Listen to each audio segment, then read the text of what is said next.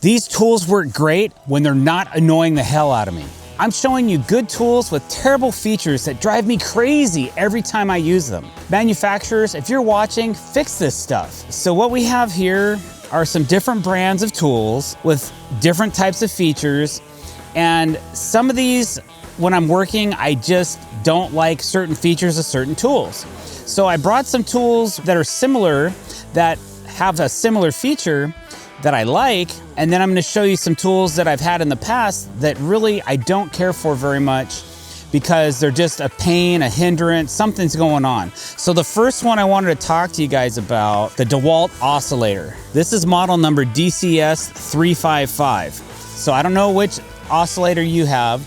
I know that some tools nowadays, maybe not in this particular model, but in like impact drivers, they're starting to make hydraulic versions of them that are quieter, like a more quiet impact driver for those situations that you're in a scenario where the client might be asleep, or they don't want loud noises, or they have a small child that's trying to take a nap or something like that. But we had comments about this particular tool, and it got us thinking, you know what? Let's show people. This tool is really loud. And one person said, it sounds like a hornet swarming 10 inches from your face all the time. And I started thinking about it, and I'm like, you know what? He's right. This does kind of sound like a hornet's nest, and it's very loud. So I have this DeWalt one to show you, and then I'm gonna just fire off this Bosch, which is another brand of oscillating tool, and show you the difference in the noise. And then I have something else I wanna show you about the blades. Let's start with the volume. This one has a trigger, which I do like. You can adjust the speed of this tool. So like I said, this tool is just really loud, and so I'm gonna run it on full blast. Okay, and then I'm gonna compare it to this tool, which has a switch instead of a trigger mechanism, okay? And it's turned all the way up to 5, which is the highest it goes. The DeWalt one, I had it, the trigger fully depressed, okay? And then what I'll do is I'll turn them both on and see if you can differentiate which one's louder.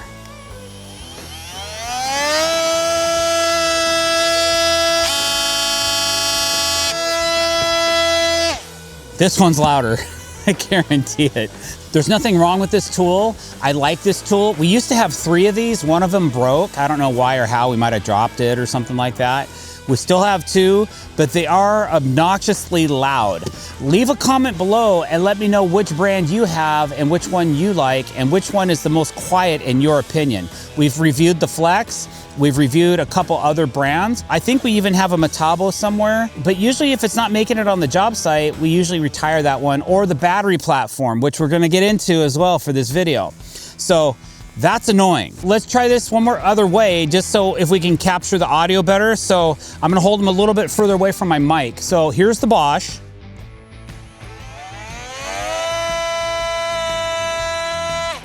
Okay, here's the DeWalt.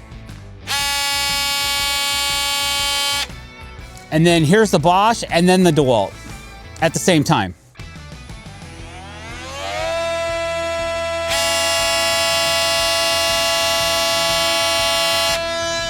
Here's your winner, chicken dinner. This one's louder. I can guarantee you, even if we couldn't capture that on audio, in my pro opinion, this one is a hornet's nest for sure. Sometimes it makes me want to chuck the tool, but we don't do that. It's just, that's really loud. Another tool that I really liked, past tense, right? Because it doesn't work anymore, is this Metabo HPT reciprocating saw. And this is model number CR36DA. So it's a 36 volt multi-volt. And this was a really good Sawzall. We love this Sawzall. It was always the one we went to because it just ripped through stuff. The problem is it doesn't work anymore. I'm not heartbroken because I hate the way that you have to put a blade on this tool. As a matter of fact, I've even reached out to Travis with Tools by Design and asked Travis, I said, hey man, what's the secret to making this work or making it work better? I mean, I pulled this thing in and out. I pulled it out this far. It's the loading mechanism for the blade, okay? And when you have a brand new blade, this is a brand new blade, has not been used, Diablo. When you have a brand new blade, it sometimes can be trickier. Watch this thing make a liar out of me, but it's still a pain. You have to have the locking mechanism all the way out because it does retract into the head of the unit. So you gotta have it all the way out. So you're sitting here, you're fiddle farting around with the trigger to get this thing to come all the way out. Then you have to take one hand and twist this, and it's a pretty good amount of tension that you gotta put on this. Then you gotta stuff the blade in. Okay, now it's locked. But this head, if you don't keep it well lubricated, sometimes you can't even get the blade in, and then when you go to use it, you pull the trigger, it shoots the blade off the tool, and then you gotta go down and find it, okay? This is the biggest fail on this tool, and I loved this tool, and I was willing to put up with this for that reason. And on a good day, everything's working. Everything's working, it's awesome. But on a bad day, not so much. So on the Makita version of a reciprocating saw, they have a lever mechanism right here. It's a little bit easier to pull, and that unlocks the head of the unit. And notice that if the head is even buried inside the tool, it doesn't matter because you can still get it to load. Now it's locked. Did you hear that? I'll pull it out. I'm gonna spin this blade around. I want it the other way. There we go. She's locked.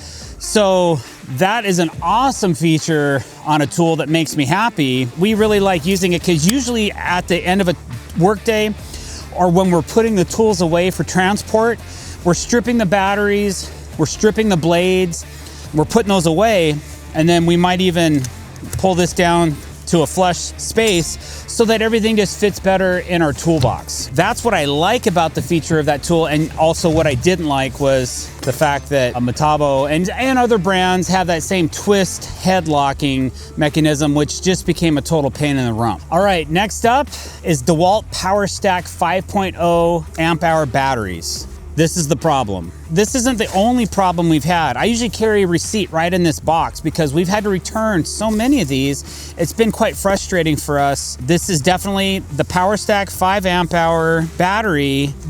I got some of these on sale last year during Christmas for $99, which is a phenomenal deal.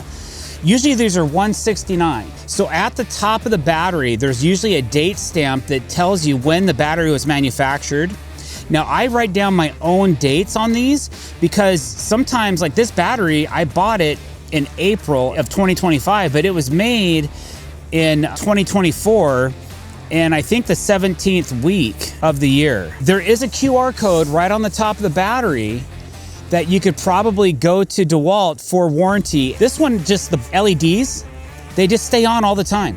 So eventually this battery is just gonna drain. I had this in my truck for a couple weeks I was thinking, I'm going back to Home Depot. I had a receipt in the box. I just keep them in there. I'm gonna go back to Home Depot. I'm gonna go to the returns and I'm gonna say, hey man, battery's bad. It stays on all the time. I just wanna swap it out. I don't want a refund. I want your $169 battery, $169 battery that I paid $100 for. I want to exchange this. Okay, it even says right here, Power Stack, XR Power Stack. I've gone to every Home Depot. Actually, I didn't have to go to every Home Depot. I had an employee check their register to see where I could get these because my local Home Depot was out. None, didn't have any. So come to find out, every Home Depot in my area in the Puget Sound region does not have this particular battery anymore. I'm like, I wonder why that is. Well, I know I've returned several of these. So I'm beginning to wonder if people are just having issues with this particular battery. And I don't think this is the main issue. I think this battery actually still works. I just think it wears out quicker because it's constantly burning LED. It actually still does work. So we're probably gonna put this battery into rotation, and maybe I'll just make a comment later on another video where possibly this battery may have made it, but it's always gonna be on. I've had this battery for 7 months. It shouldn't be doing that already. Next up, now this is 2 of the 5 that we're talking about today. We're gonna start with the trigger lockout switch on these rear handle cordless saws. Now, if you have a corded saw, like a worm drive or a rear handle corded saw, you don't have this safety switch. You can just pull the trigger and off to the races you go, which is what I'm used to. I used those for 25 years of my career, maybe 20 years of my career. The last 10 to 15, well, I'd say 10 years, I've been using the cordless rear handle saws because, man, they deliver just as much power, but you gotta get into the habit of either, like when I start a cut, I have to go like this before I pull the trigger. The first time I did it, I have a brace on, so to be fair, or you got to take your thumb and push it this way, but you're not really using the saw the same as you would if you just have your finger on the trigger and pulling the on-off trigger. You got to hit the safety mechanism first. I usually keep a finger straight like this to push over, and then I pull the trigger with my middle finger, which is a little bit different. And then sometimes mid-cut, I may end up switching fingers during the cut. You're just doing this stuff automatically, right? You don't realize what you're doing, but in essence, it could be a little bit more dangerous while you're making a cut because you got a live blade, things are spinning, you're trying to focus on the cut, and you're fiddle farting around with your fingers. I don't really like this trigger. I know it's a good safety, like lockout thing, but I wish that you could make it so that you could just push it and lock it in the on position and then use the saw and then put it back into the lock mode so that you can't pull the trigger. Because I could see if this is in a toolbox and things are jumbling around and something got stuck in here and pulled the trigger and you had a battery in it, it could start turning and that could be bad. I understand the safety and blah, blah, blah on that. I just wish it was done a little bit differently. That goes for all rear handle cordless saws. We have DeWalt, we have Metabo, and we have Makita. And they all have this trigger mechanism. I personally know people that have disabled this trigger. I don't recommend doing that because it's not what the manufacturer recommendation is. I've learned how to deal with it, and it is what it is. On the same token, now this one, I know just about every single carpenter I've ever met in my entire life has had the same gripe. It's about the safety guard not retracting properly on certain types of cuts with your skill saw. And that's why there's like this finger lever right here that you can pull this forward to expose the blade to make the cut. And people constantly do that. Now, one thing people also do is they put something in between here to wedge this open so that it keeps the safety from dropping back down. This is a very dangerous way to operate the saw. It's not intended to do that. I don't recommend that you do it. That's what I've seen other people do. A wedge of wood, a shim, whatever. I personally have done this myself as well in frustration because I couldn't make a good cut and I needed both hands to make the cut. So I wasn't able to hold the guard open with one hand while I made the cut. A lot of framers, they may leave the plate loose. So they're plunge cutting more into their work material as they make the cut. But they're still holding this thing wide open when they do that. I'm gonna try to show you what I'm getting at by actually running the saw. And usually it happens on thinner pieces of material like this plywood, where the guard just isn't making the grade when you try to make the cut. So I'm gonna stick this over here. I'm gonna add a clamp on it. And let's just say I wanna cut across here. I'm just gonna try to cut without moving the guard. I'm just gonna let the guard stay down, okay? And I'm gonna try to make this cut. Here we go.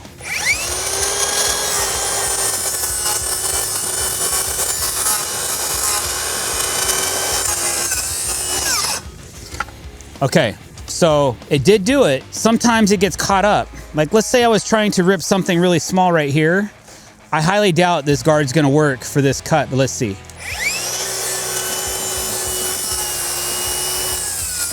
Well, it made a liar out of me. It actually worked. But you can see that there's a little bit of roughness to it as we go through it. So sometimes you can't even get that far along and this guard's gonna be in your way and the blade's gonna start binding and things are gonna pinch up. And that's why you would pull this forward to either finish or start or make your cut. Sometimes when I'm cutting materials and I know it's gonna be an issue with the guard, I'm gonna go ahead and pull this guard forward to make my cut. The whole reason for the guard is to protect you and anything around the spinning blade from cutting something you don't want it to. But let's just go ahead and make another cut this way.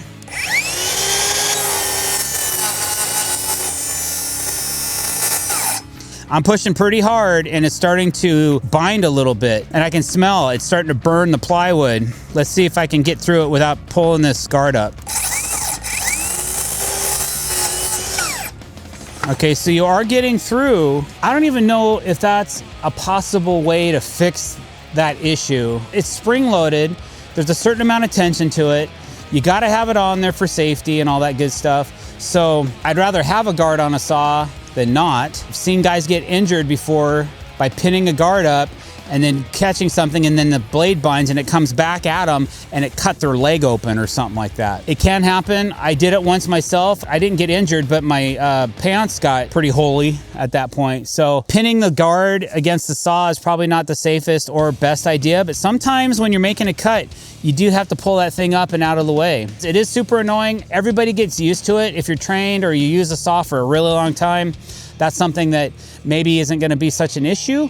But maybe there's a way that manufacturers can figure out a better way to make that thing a little bit more smooth, or maybe it's a power assist one where it starts to touch something and realizes, oh, we need to move instead of getting caught up inside on this edge of this board or something like that. So, all right, guys, I'm gonna make a really thin cut, which you do all the time, and let's see if the guard works for that. I'm just curious.